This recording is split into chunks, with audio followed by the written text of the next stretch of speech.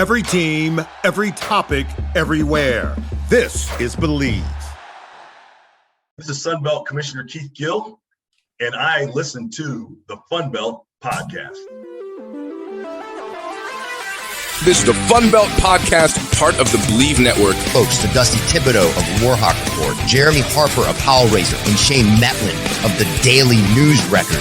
I think it's potentially a very good week for the Sunbelt. But I'm just kind of going off on a random rant. It's just frustrating. Dusty Thibodeau is in the studio tonight. Jeremy Harper's in the studio tonight. But Tibbs, no Shane Metlin. Where the hell's Metlin tonight?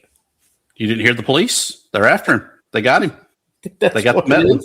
You know, if anybody called the police on Shane Metlin, it would have to be somebody from Appalachian State, right? Or Signetti finally gets his revenge. Yeah, but you know what? We said, all right, we doing this tonight? And Metlin was like, no, I just can't make it. But why? He's big time in this. You know, he's a Heisman Trophy winner, Pulitzer Prize winner.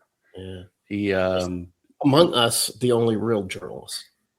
So speak for yourself, Jeremy. I'm a member of the FWAA, the Sunbelt representative for the FWAA, member of the USBWA. Huh. Yeah, I'm none of those things. Which might be a good reason why I was not invited to cover the Senior Bowl. I'm never invited to cover it. Tips, do you ever go to the Senior Bowl in Mobile, Alabama? I've never even tried, honestly. No. Yeah, I guess they do it now at Hancock, right? They don't do it anymore at Lad Peoples, right? No, too many guys were getting asbestos poisoning from Lad Peoples. Right. Maybe tetanus, lockjaw. No, we had a couple guys, Tibbs, that participated, or at least were there for the Sun Belt, from the Sun Belt at the Senior Bowl. Can you tell me who they were?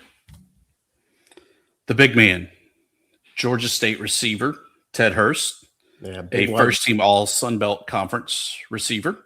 Talented kid. Maybe didn't have the best talent around him, but a talented kid nonetheless.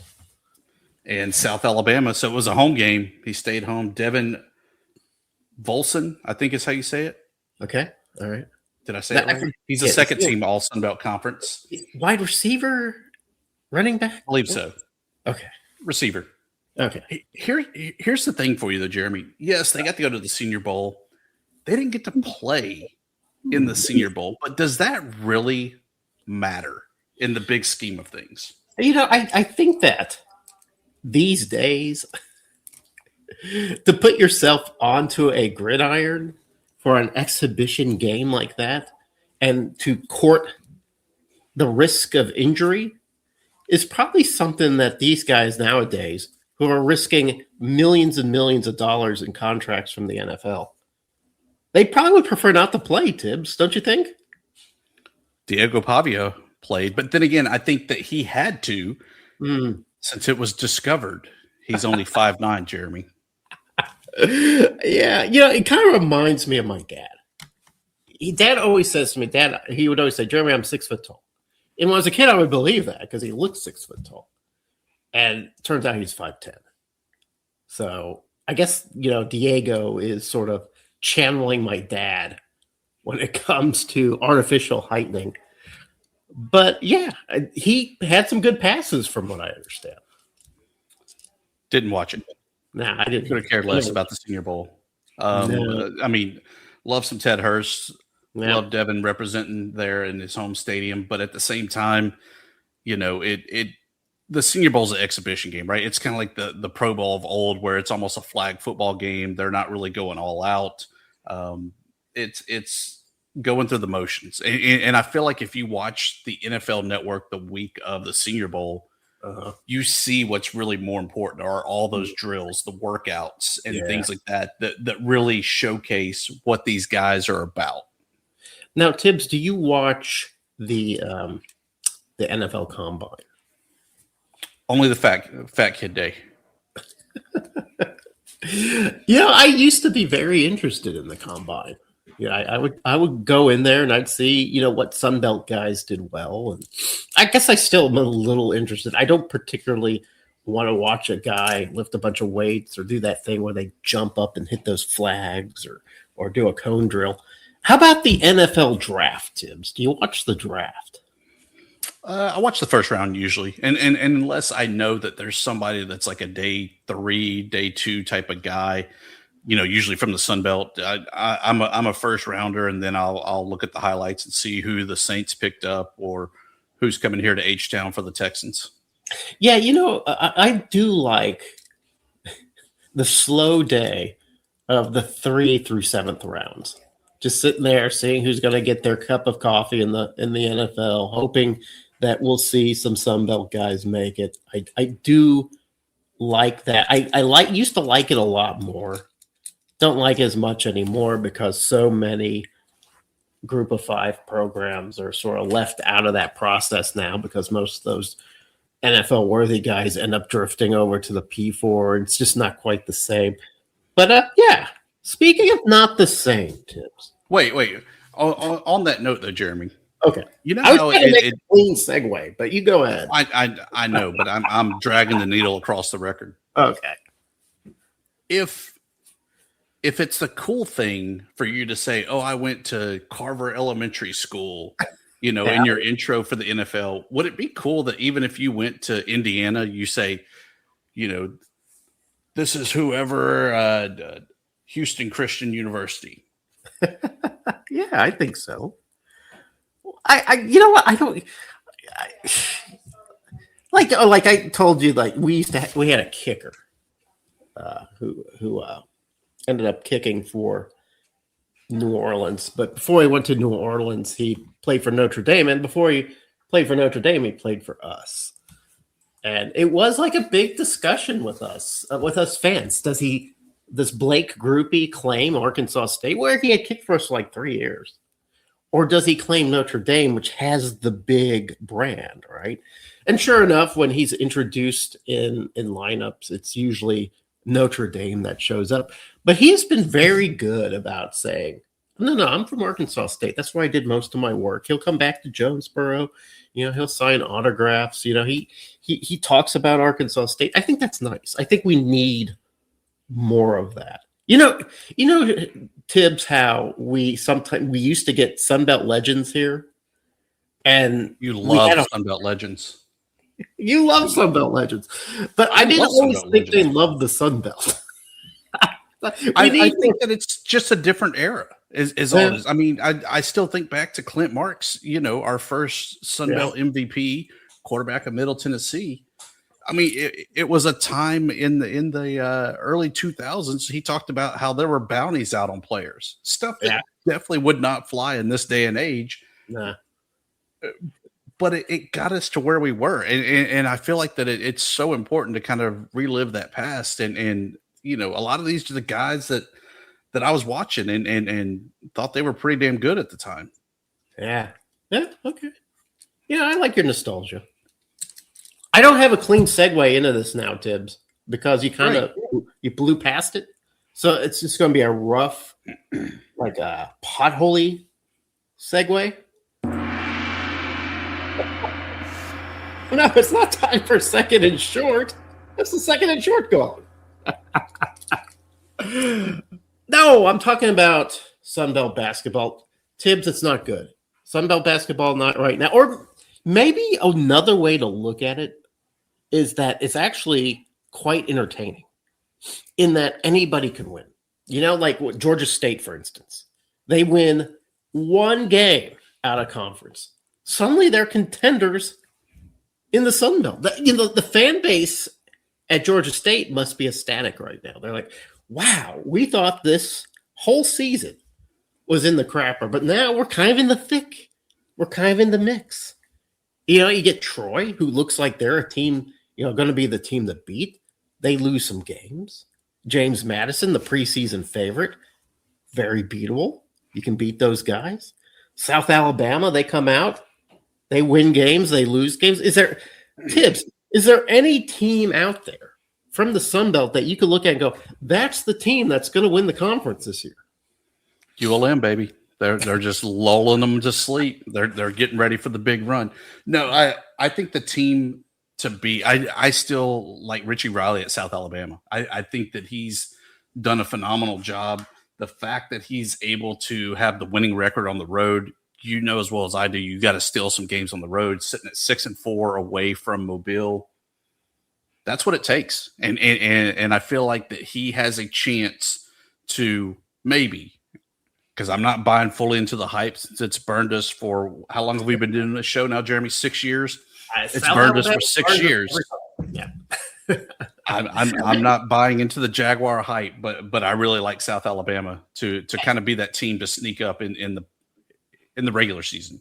You know, the Jags have a couple things going for them. They got a couple guys that have come back from last year, so they know the system, and they've got this stupid good zone defense that no one seems to be able to crack, Tibbs. I don't understand it.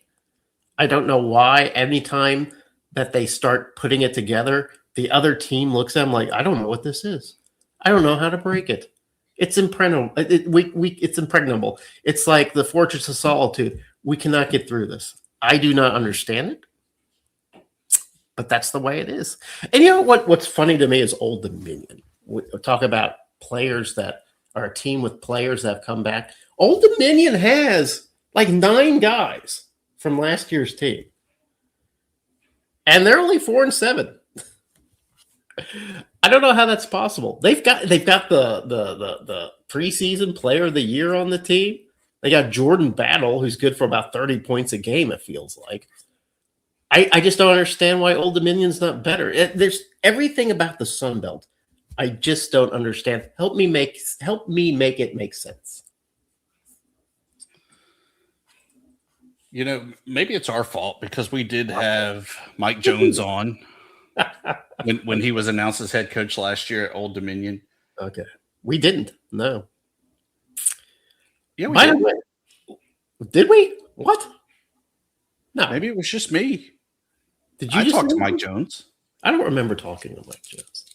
But you know what? My memory isn't as good as it used to be, you know? Here's the thing, though, about Old Dominion. Okay. Just like in football, defense wins championships. You can't be 11th and surrendering over 77 points a game average and expect to be sitting atop the league. And to no one's surprise, Dustin Kearns, number 1 in defense once again. They may not be able to score, falling down as low as 11th, right above ULM in scoring, but they're going to give you some defensive minutes. And I think that that's what we've really kind of seen out of Old Dominion. Let me ask you, they struggle to stop the teams. Do you have the defensive stats queued up right now? The best defensive team defensive stats, yes. Okay. So give me the top 5 defensive teams for the Sun Belt. App State. Okay. South. Uh-huh. Louisiana Lafayette. Wow. Texas State. Huh.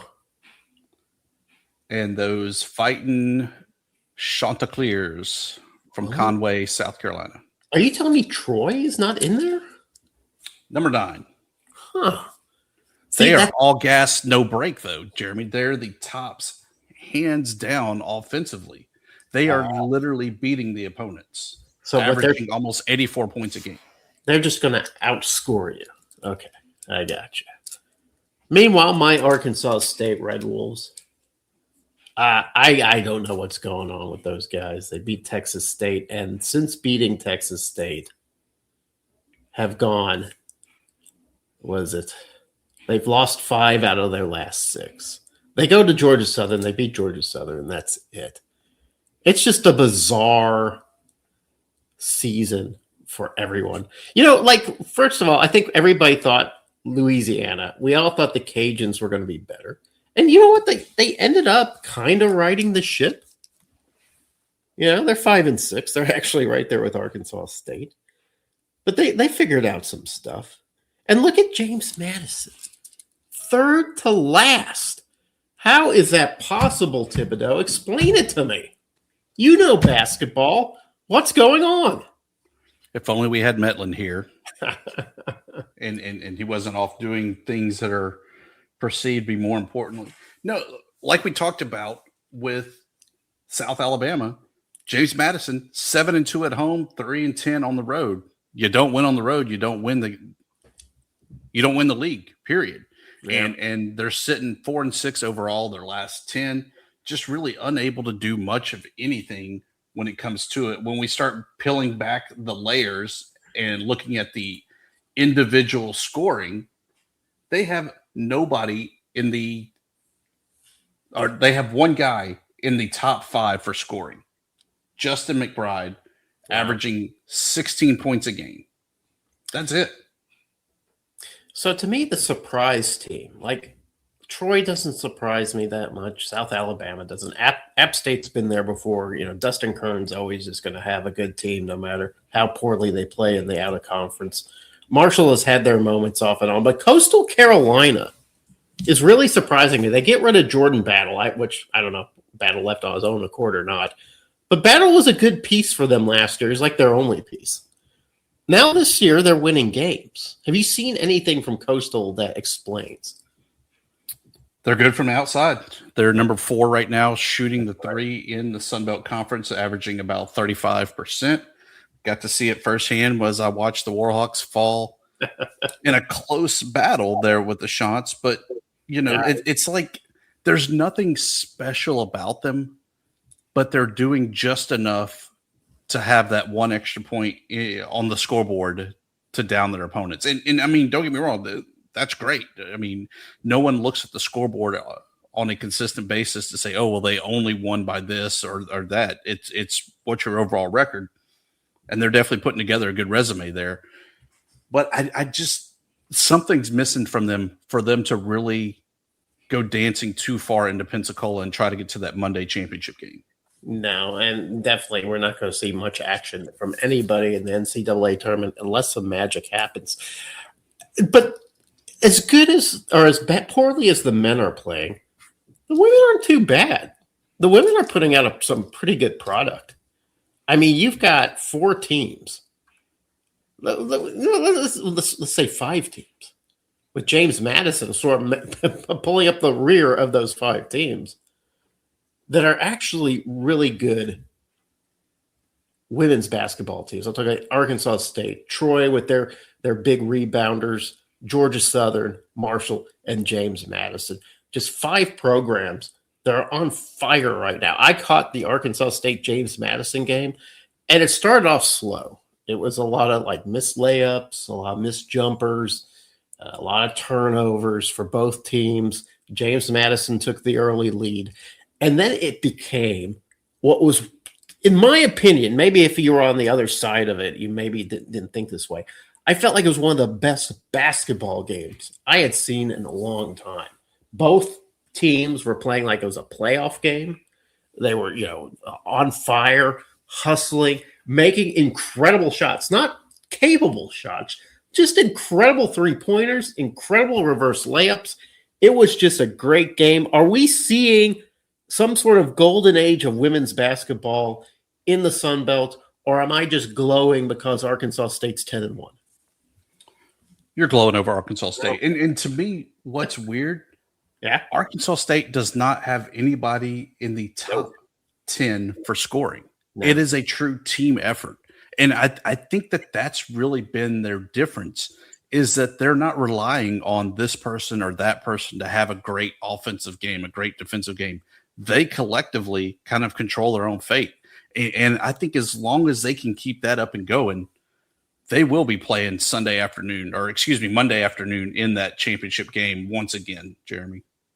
Yeah, and one of the reasons why they don't have players that light up the stats is because they do a one of those classic 5-in, 5-out rotations.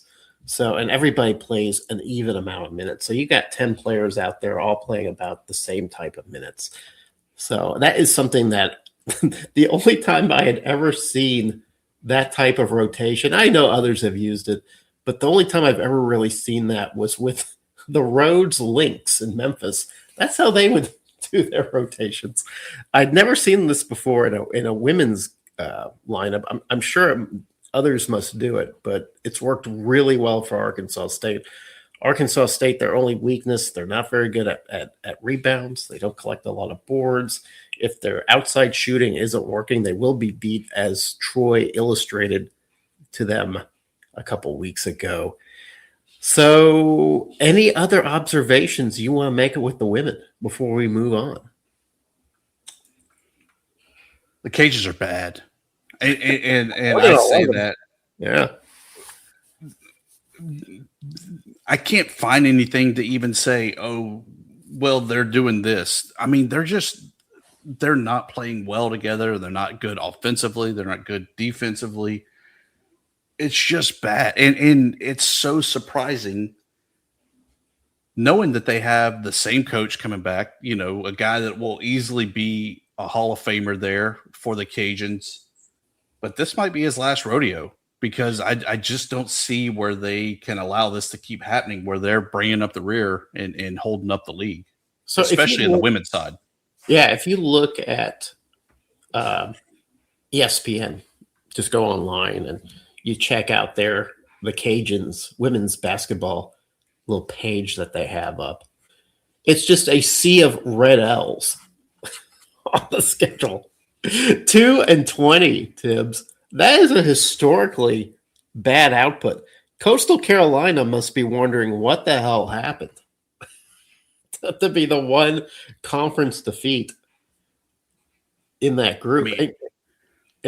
I can't say too much though. I mean, you look at ULMN 0-11 in conference, 3-20 overall. So there is that. I'm sure I'll hear about that for sure.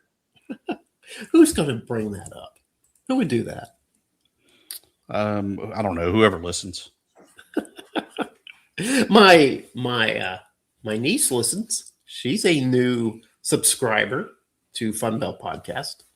Fantastic. Speaking of nieces, actually, it's a horrible segue, but softball's coming up, and I can't talk about softball, Tibbs, because I don't know if you know this, but Arkansas State does not field a softball team.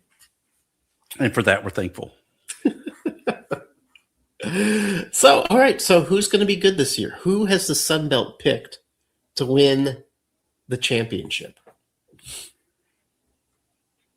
12 teams do play softball. It's really a 3-tier system. Okay. And the top 5 are definitely kind of interchangeable. I think that the hands down consensus, Texas State's going to walk out with one last trophy before they go to the Pac-2.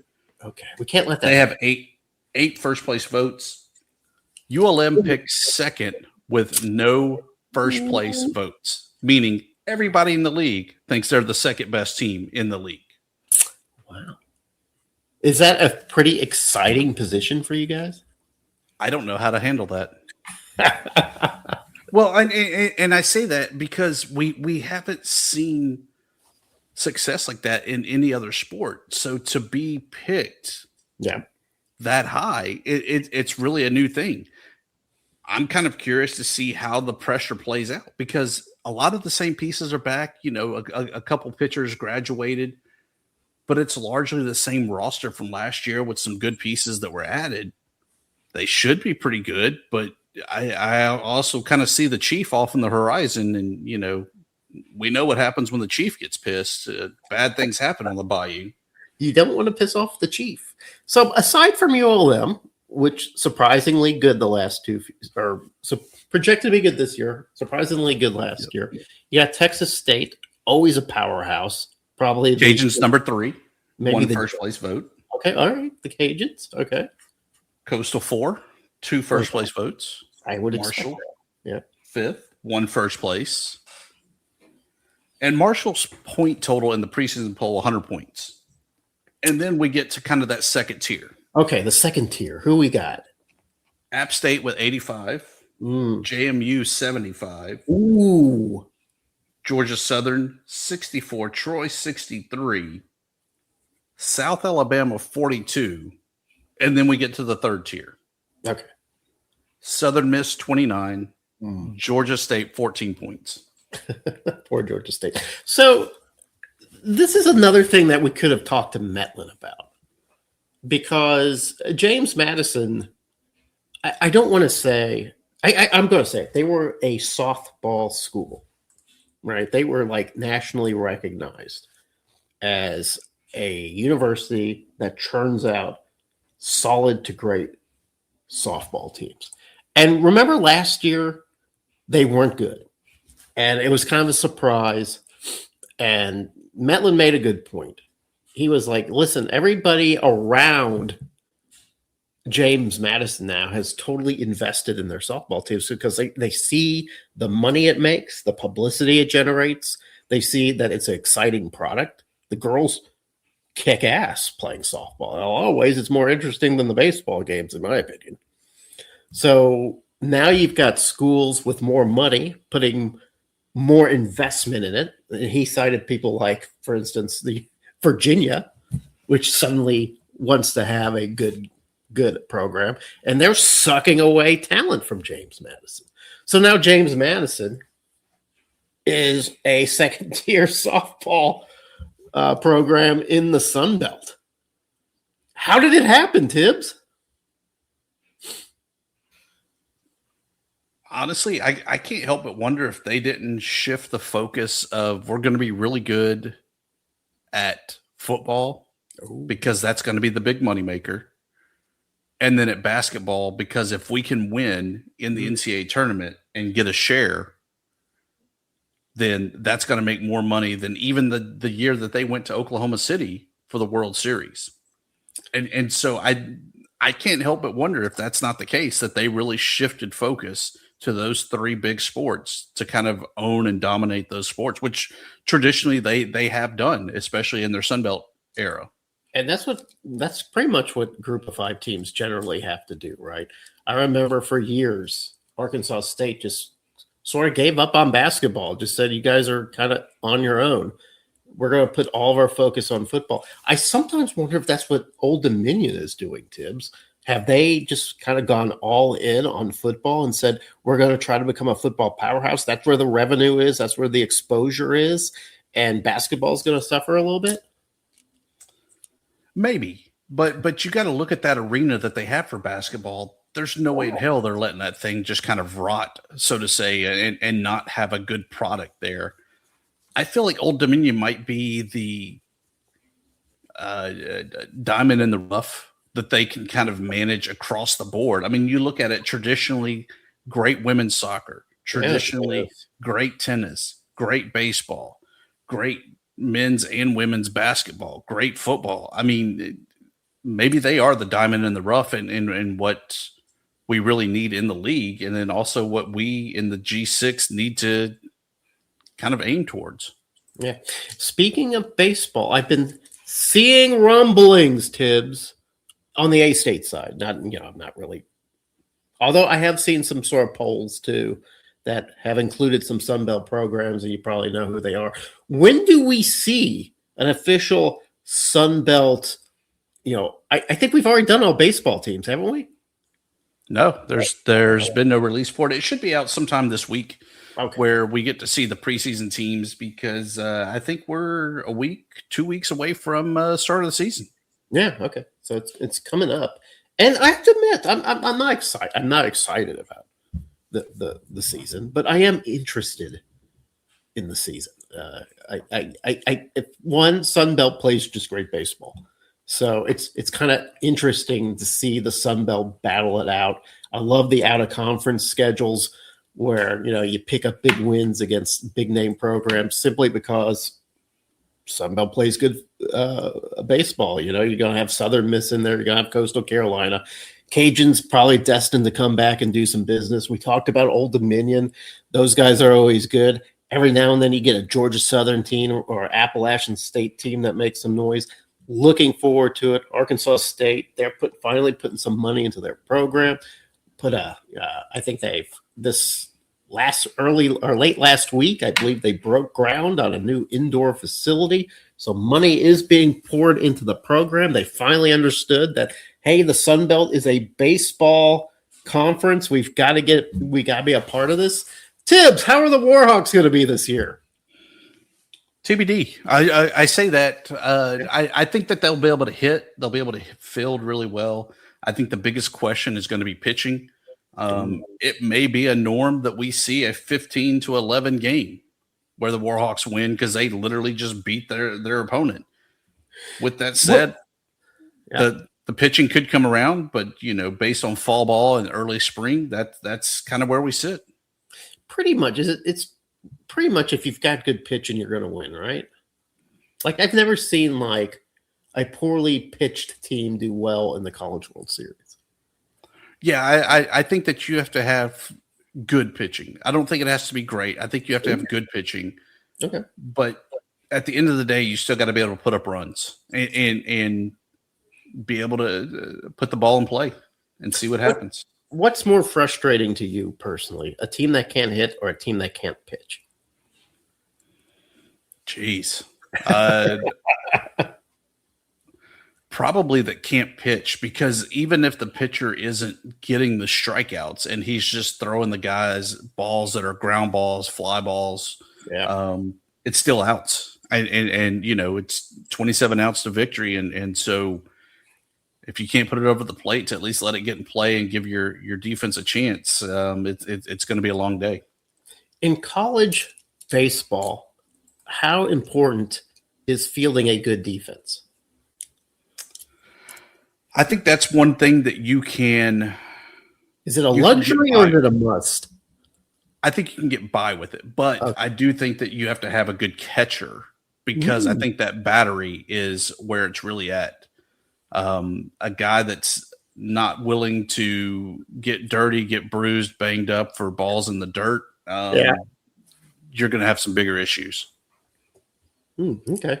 Well, I'm looking forward to when we get the announcement. I don't anticipate any of my Red Wolves being all conference guys, but I do look forward to seeing a competent Arkansas State baseball team under Mike Silva. I do look forward to seeing, in general, Sunbelt baseball once again shining on the national stage. It'll be fun to watch. And when baseball's out, Tibbs, you know what that means? The weather's going to start getting warmer. I know you get that February. February baseball's the best. It's always gross and cold and muddy, but it is a lot of fun. Sometimes. I mean, I don't want to go to it, but yeah.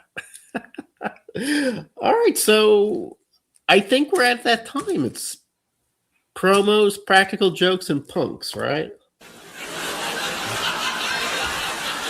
Promos, parting shots, and plugs. Plugs, promos, and parting shots. That's right. There it is. You first. You go. Sure. Upcoming Believe in the Warhawks episode, currently out for subscribers of Warhawk Reports. Okay. Sat down with CEO of Snapback Sports, Jack Settleman, who put out the $100,000 bounty looking for a college team to have the inaugural Snapback Sports jersey patch. ULM is in the running with AD SJ Tui reaching out and engaging. It's a great discussion about kind of the business side of it, what he's looking for, why he's doing it, some content ideas that he has for the school that winds up getting the patch. Good stuff. It'll be out, of course, on Warhawk Wednesday for Believe in the Warhawks. I've seen like some chatter about these patches, and some people are looking at it as another way to commercialize what used to be sort of a pure amateur sport, right? I look at it as an opportunity as coming up with some kind of cool collectible patches, don't you? I mean, in this particular case, it's $100,000. Yeah. You give that $100,000 to Arkansas, Alabama, Texas. They don't want that. It's what a dinner for the coaching staff. Uh-huh. I think that anyone in the Sun Belt that were to get that, I won't say it's program changing money, no, but you would see the impact of that money on your program. And so I think that it's huge. It's big. I really hope that we're able to come to some kind of an agreement on it, because I think it would be pretty damn good to have a national media outlet covering the Warhawks on the Bayou. And quite frankly, you get that $100K. That's an all conference linebacker right there. I mean, or 2 or 3 players. In all honesty, yeah. So I'm not among those guys besmirching these patches. Maybe Jeremy from 2012 might have rolled his eyes and said, "Oh, this is the death of college football." But given where we are today, I'm fine with that. So my promo parting shot or plug, it's kind of a plug, but it's also a parting shot. You might have heard this, Tibbs. The great Gus Malzahn, who coached at Auburn and Central Florida, and yes, Arkansas State, has announced his retirement. He turned 60, which is relatively young for somebody retiring in college football. I wouldn't be surprised if he takes a couple years off and then makes a comeback. But he has announced his retirement. And on howraiser.com, I put a little retrospect of his one surreal year as head coach for Arkansas State. It was a magic time, Tibbs. We had just lost Hugh Freeze to Ole Miss. Hugh Freeze had delivered a 10-win season, which we had never seen before. And it was devastating to lose him. But then within days to be told that the guy taking his place would be the offensive coordinator for Auburn, the guy who won the Broyles Award, the guy who found Cam Newton and brought him over to Auburn, the guy who led the Auburn Tigers offense to a national championship bid against Oregon. That would be our head coach. And it was a roller coaster ride. The season started with a thumping against Oregon. The conference play began with a loss to Western Kentucky. After that, didn't lose again. It was one of those moments, Tibbs, where it felt like Arkansas State was on a forever upward trajectory. That what was happening with Gus Malzahn being there for that 1 year in 2012 was just the beginning. It proved to us that if you could find the right coach who could find the right staff, that staff had Drinkowitz and Rhett Lashley. Both of them are now coaching Power 4 programs right now. If you could find the right players like Ryan Applin, the quarterback, if you could do your recruiting and due diligence, you could contribute a verse to college football. Your team could participate on a national stage. And at that point, 2012, Arkansas State was on a national stage simply because Gus Malzahn was coaching the team and brought them to 10 wins. Ended up with a top 25 win over Kent State in the GoDaddy Bowl. By then, coach was gone. He had been picked up by Auburn, and that was it. But I will say to you that I don't feel like something like that could ever happen again, too. It's like lightning in the bottle that we managed to collect at one point, and that kind of atmosphere is gone. You can't just hire an up-and-coming coach and that be enough. You've got to do some other stuff. You got to get your NIL money. You've got to be able to navigate the transfer portal. It's just a much different game. Gus Malzahn retiring on his own terms. Believe he was the offensive coordinator for Florida State last season. I wish him the best, and I wish him the and also in the bus he rode in. By the way, Tim, here's a funny story about Gus Malzahn. Oh, I got a great Gus story for you as well. Okay, my Gus story is I was working at an ad agency at the time that was doing a little bit of work for Arkansas State athletics, and it was the season he came aboard. So he came to the ad agency. He and his wife and a couple of bigwigs from Arkansas State, and sat down with us, and we're kind of going back and forth about what we wanted to do with Arkansas State Red Wolves, and we had some designs. It was really cool. And Gus was cool. He was kind of interested, but kind of not. You could tell he was really more interested in football than marketing. His wife was kind of more interested in marketing than football, so it was kind of funny to get that dynamic. But the one thing we were told not to do, Tibbs, that we absolutely could not do was say Gus Bus. He was done with Gus Bus. Like somebody said the words Gus Bus, and immediately Christy and Gus Malzahn just said, no Gus Bus. We're not doing Gus Bus anymore. Well, of course, everybody was already on the Gus Bus and there was no stopping it. But yeah. Tibbs, what's your story? I forget what year it was that he was Arkansas State's head coach. 2012. I legit did not recognize him without the visor on. Did not recognize him. He's weird without it. I'm standing next to a guy in a suit. That's weird too. And he goes, "Who are you waiting on?" I was like, "I think Gus is supposed to be coming to, have his media scrum here shortly." He leans over to me and goes, "I heard he's kind of an asshole." And I was like, "Figures." And he just kind of smiled and walked off. And then about the time the media scrum started, I was like, "Oh shit!" It was Gus Malzahn. It was Gus Malzahn. That's probably the most personality I've ever heard from him. That story right there, because he was just. I'm not saying he's an idiot savant, but you could tell that he was always focused on X's and O's, and that when you got him out of that, he was a little uncomfortable, a little awkward. So to hear him have that kind of story, I love hearing that, because for a second there, I thought maybe he couldn't function in normal society, but apparently he has some pretty go-to jokes, some pretty good dad jokes that keeps him going. Anyway, that's all I got, Tibbs. Do you have any pearl of wisdom to leave us with? I hope we do this again next month, since this is a weekly show. At least have something with baseball, right? Maybe Shane will join us again. Depends on if we can get him out of the pokey or not.